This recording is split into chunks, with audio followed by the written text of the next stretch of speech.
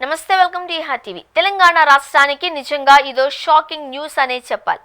రాష్ట్రంలో బాలికల జనాభా చాలా ఆందోళనకరంగా తగ్గిపోతుంది.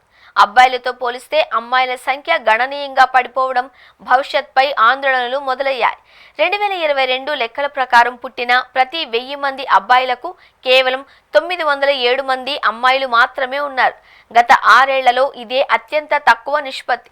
ఈ విషయంలో తెలంగాణ దేశంలో కింద నుంచి 3వ స్థానంలో ఉంది. బీహార్ 891, మహారాష్ట్ర 906 మాత్రమే తెలంగాణ కంటే దారుణంగా ఉన్నాయి. కేంద్ర జనగణన శాఖ విడుదల చేసిన 2022 జనన మరణాల నివేదికలో ఈ వివరాలు స్పష్టమయ్యాయి. ఈ పరిస్థితి ఇలాగే కొనసాగితే సమాజంపై చాలా తీవ్రమైన దుష్ప్రభావాలు పడతాయి. ఇది కేవలం ఒక నివేదిక కాదు, తెలంగాణ రాష్ట్ర భవిష్యత్తుకు ప్రమాద ఘంటిక.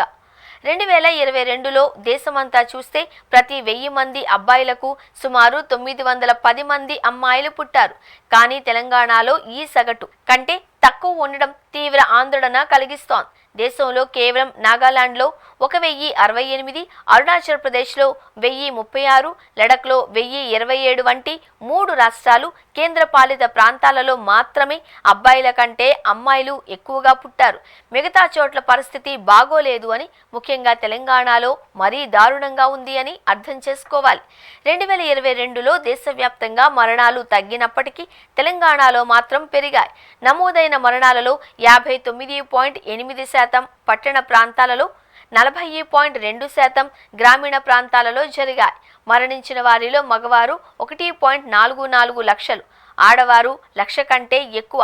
జననాల విషయానికొస్తే దేశవ్యాప్తంగా పెరిగినప్పటికీ తెలంగాణలో నమోదైన మొత్తం జనాభాలో 71.9% పట్టణ ప్రాంతాలలో ఉండగా కేవలం 28.1% మాత్రమే గ్రామీణ ప్రాంతాలలో నమోదయ్యాయి.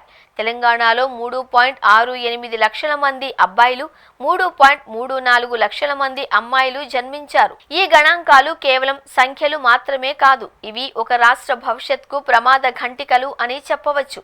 ఆడపిల్లల జననాల సంఖ్య తగ్గకుండా చూడడానికి ప్రభుత్వం, ప్రజలు అందరూ కలిసికట్టుగా తీవ్రంగా కృషి చేయాలి. ఆడపిల్ల పుడితే భారం కాదు, అదొక అదృష్టం అనే భావనను ప్రజల్లో కలిగించాలి. గర్భంలోనే లింగ నిర్ధారణ చేసి ఆడపిల్లలను లేకుండా చేసే ఘటనలను కఠినంగా అరికట్టాలి. లేకపోతే భవిష్యత్తులో సమాజం ఊహించని పెద్ద సామాజిక సమస్యలను ఎదుర్కోవాల్సి వస్తుంది. ఆడపిల్లల సంఖ్య ఇలా పడిపోవడం వల్ల సమాజంపై చాలా రకాలుగా చెడు ప్రభావం పడుతుంది. ఇది కేవలం లింగ నిష్పత్తి సమస్య కాదు, సమాజం మొత్తాన్ని అతలాకుతలం చేసే ప్రమాదంగా భావించాలి. భవిష్యత్తులో చాలా మంది అబ్బాయిలకు పెళ్లి చేసుకోవడానికి తగిన సంఖ్యలో అమ్మాయిలు దొరకరు. ఇది సమాజంలో పెద్ద వివాదాలు, కుల మత ఘర్షణలకు దారితీయవచ్చు. అమ్మాయిల సంఖ్య తక్కువగా ఉండడం వల్ల వారి మీద లైంగిక దాడులు, కిడ్నాప్లు, అక్రమ రవాణా వంటి నేరాలు విపరీతంగా పెరగొచ్చు. అమ్మాయిల భద్రతకు తీవ్ర భంగం కలుగుతుంది.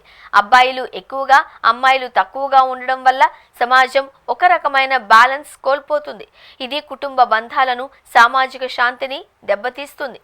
ఆడపిల్లలు లేకపోతే కుటుంబాలు ముందుకు సాగవు, వంశాలు నశించిపోతాయి, తరాలు అంతరించిపోయే ప్రమాదం ఉంటుంది. అమ్మాయిల సంఖ్య తగ్గడం వల్ల సమాజంలో మహిళలకు ఉన్న గౌరవం, ప్రాధాన్యత మరింత దిగజారిపోయే అవకాశం ఉంది.